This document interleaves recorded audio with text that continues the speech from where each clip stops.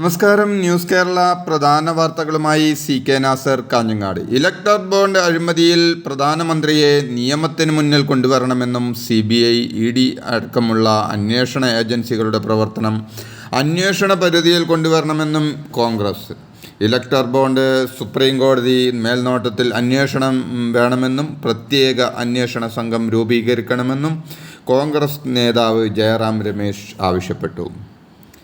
Arrest നിയമവിരുദ്ധമാണെന്നും അടിയന്തരമായി ഇടപെടണമെന്നും ആവശ്യപ്പെട്ട് ഡൽഹി മുഖ്യമന്ത്രി അരവിന്ദ് കെജ്രിവാൾ ഹൈക്കോടതിയിൽ ഹർജി നൽകി. കെജ്രിവാളിൻ്റെ ഹർജി അടിയന്തരമായി കേൾക്കാനുള്ള ആവശ്യം നിരസിച്ച ദില്ലി ഹൈക്കോടതി ഹർജി ബുധനാഴ്ച പരിഗണിക്കുമെന്ന് വ്യക്തമാക്കി. രാഷ്ട്രപതി ഉൾപ്പെടെ എല്ലാവരും ഭരണഘടനയ്ക്ക് കീഴിലാണെന്നും ബില്ലുകൾ വൈകിപ്പിക്കുന്നത് ഭരണഘടനാ വിരുദ്ധമാണെന്നും മന്ത്രി രാജി. നിയമസഭ പാസാക്കിയ ബില്ലുകൾ അനന്തമായി നീട്ടിക്കൊണ്ടുപോകരുതെന്ന സുപ്രീം കോടതി ഉത്തരവുണ്ടെന്നും മന്ത്രി വ്യക്തമാക്കി.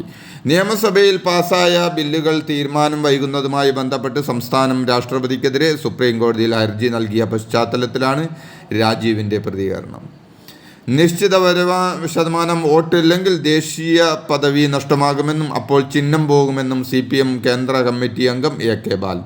പാർട്ടി ചിഹ്നം പോയാൽ പിന്നെ തെരഞ്ഞെടുപ്പ് കമ്മീഷൻ തരുന്ന ഈനാമ്പേച്ചി, നീരാളി തുടങ്ങിയ ചിഹ്നങ്ങളിൽ മത്സരിക്കേണ്ടി വരുമെന്നും ആ അവസ്ഥ ഉണ്ടാകാതിരിക്കാൻ ജാഗ്രത വേണമെന്നും AK ബാലൻ പറഞ്ഞു.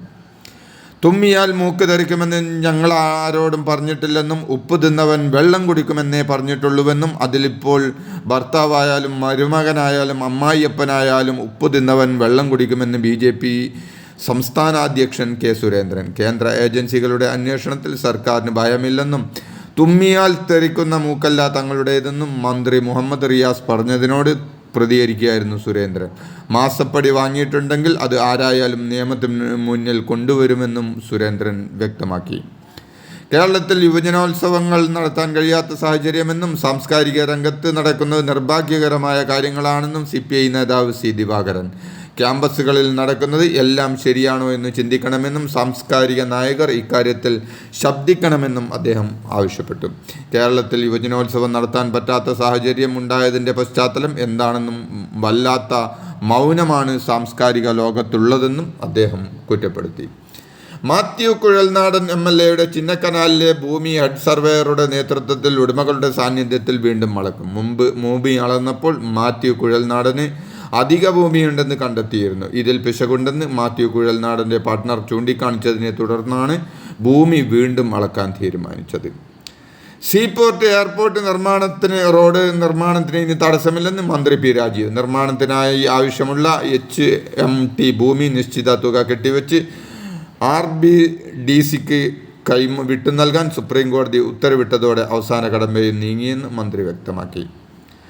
നടൻ ടൊവിനോ തോമസിൻ്റെ ഫോട്ടോ തെരഞ്ഞെടുപ്പ് പ്രചരണങ്ങൾക്ക് ഉപയോഗിക്കുന്നതിന് വിലക്കേർപ്പെടുത്തി തെരഞ്ഞെടുപ്പ് കമ്മീഷൻ. തൃശ്ശൂരിലെ LDF സ്ഥാനാർത്ഥി VS സുനിൽകുമാർ തെരഞ്ഞെടുപ്പ് കമ്മീഷൻ ബ്രാൻഡ് അംബാസഡറായ നടൻ ടൊവിനോ തോമസിൻ്റെ ഫോട്ടോ തെരഞ്ഞെടുപ്പ് പ്രചരണങ്ങൾക്ക് ഉപയോഗിച്ചതിൻ്റെ പശ്ചാത്തലത്തിലാണ് നടപടി.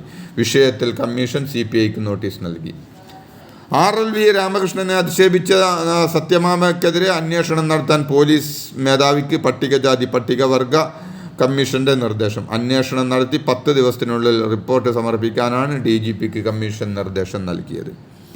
ടിപ്പറിൽ നിന്നും പാറക്കല്ല് തെറിച്ചു വീണതിനെ തുടർന്ന് മരിച്ച BDS വിദ്യാർത്ഥി അനന്തുവിൻ്റെ കുടുംബത്തിന് 1 കോടി രൂപ നഷ്ടപരിഹാരം തുകയായി നൽകുമെന്ന് അദാനി ഗ്രൂപ്പ്. മരിച്ച അനന്തുവിൻ്റെ വീട്ടിലെത്തിയ അദാനി കമ്പനി പ്രതിനിധികൾ ഇക്കാര്യം കുടുംബാംഗങ്ങളെ അറിയിക്കുകയായിരുന്നുവെന്ന് M വിൽസൻ്റെ MLA പറഞ്ഞു. കോവിഡ് ക്വാറന്റൈൻ ലംഘിച്ച് EP ജയരാജൻ്റെ ഭാര്യ PK ഇന്ദിര. കേരള ബാങ്ക് കണ്ണൂർ ശാഖയിലേക്ക് ലോക്കൽ തുറന്ന് ദുരൂഹ ഇടപാട് നടത്തിയെന്ന മലയാള മനോരമ വാർത്തയ്ക്കെതിരെ നൽകിയ അപകീർത്തി കേസിൽ 10 ലക്ഷം രൂപ നഷ്ടപരിഹാരം നൽകാൻ വിധി.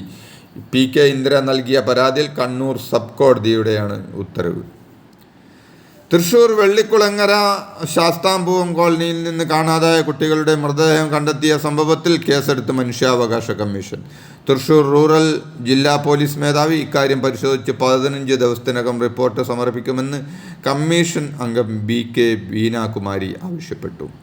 ആലപ്പുഴയിൽ CPM പ്രവർത്തകർ ചേരിതിരിഞ്ഞ് ഏറ്റുമുട്ടി. MLAയുടെ സ്റ്റാഫ് അംഗത്തിന് പരിക്ക്. സലാം MLAയുടെ ഓഫീസ് സ്റ്റാഫ് അംഗം കൂടിയായ CPM ഏരിയ കമ്മിറ്റി അംഗം DYFI ജില്ലാ ജോയിന്റ് സെക്രട്ടറിയുമായ അജ്മൽ ഹസനാണ് പരിക്കേറ്റത്. പരസ്പരം ഏറ്റുമുട്ടിയ പ്രവർത്തകരെ പിടിച്ചു മാറ്റുന്നതിനിടെയാണ് അജ്മലിന് പരിക്കേറ്റത്. ലോക്സഭാ തെരഞ്ഞെടുപ്പിനുള്ള കോൺഗ്രസിൻ്റെ 4ാം ഘട്ട സ്ഥാനാർത്ഥി പട്ടിക പുറത്തിറക്കി. അമേഠിയിലും റായ്ബറേലിയും ഇന്നലെയും സ്ഥാനാർത്ഥികളെ പ്രഖ്യാപിച്ചില്ല. വിവിധ സംസ്ഥാനങ്ങളിൽ 46 സീറ്റുകളിലേക്കുള്ള സ്ഥാനാർത്ഥികളെയാണ് ഇന്നലെ പ്രഖ്യാപിച്ചത്. വാരാണസിയിൽ നരേന്ദ്രമോദിക്കെതിരെ ഉത്തർപ്രദേശ് കോൺഗ്രസ് അധ്യക്ഷൻ അജയ് റായ് മത്സരിക്കും. ഡാനിഷ് അലി UPയിലെ അറോഹയിലായിരിക്കും മത്സരിക്കുക. നിലവിലുള്ള രാജ്യസഭാ MP ദിഗ്വിജയ് സിംഗ് മധ്യപ്രദേശിലെ രാജ്ഗഡിൽ മത്സരിക്കും. തമിഴ്നാട്ടിലെ 7 സീറ്റുകളിലെ സ്ഥാനാർത്ഥികളെ ഇന്നലെ പ്രഖ്യാപിച്ചു. ഇതോടെ ഇന്നത്തെ പ്രധാന വാർത്തകൾ സമാപിക്കുന്നു. നന്ദി, നമസ്കാരം.